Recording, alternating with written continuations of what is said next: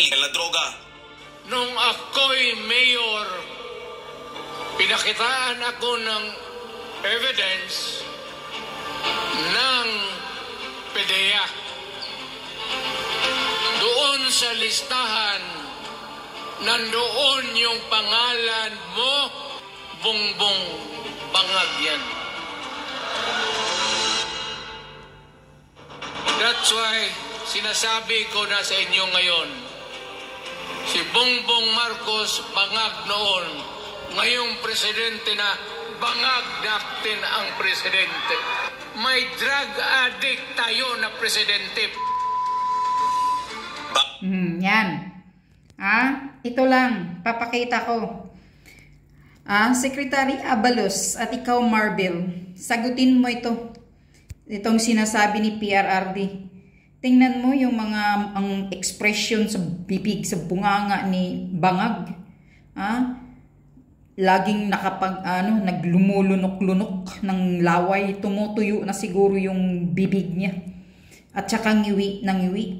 Yan ang side effects ng ng addict. So hindi tayo pinanganak noon o ngayon Parang akala siguro ni Secretary Abalos, mga estupido ang mga tao. Hindi alam kung ano ang makikita sa pagmumukha ng tao kapag gumagamit ng droga. Mapasinungalingan mo ba itong sinasabi ni PRRD? Na may presidente tayong bangag.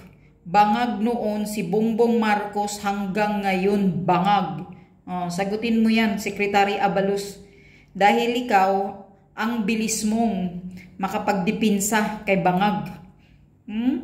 Ang sasabihin mo kay Bangag na magpa-hair follicle drug test siya para matapos itong issue na to.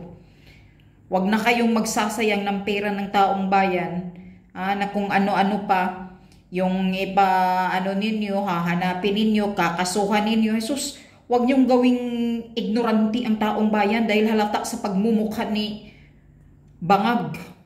Pangiwi-ngiwi, lumulunok-lunok ng laway, natutuyuan ang bibig niya. Mga jutang ginimis kayo.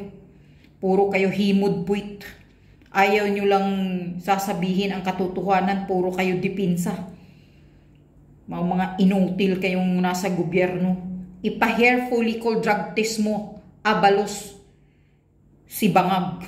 Yan ang gusto naming malaman. Yan ang sagot sa video ngayon na kumakalat.